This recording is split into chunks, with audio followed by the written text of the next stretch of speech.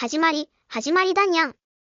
87年の今日、歴史的に起きたことは、1938年、ハロルド・アーミテージの発明。アメリカの発明家ハロルド・アーミテージが、初の商業用の自動車用エアコンを発明しました。この発明は、自動車の快適性を大幅に向上させ、以後の自動車産業に大きな影響を与えました。それにしても人間はすごいにゃね。猫からしたら涼しい場所を探すだけ？すべて豊かになる開発だけする世界に早くなってほしいにゃ。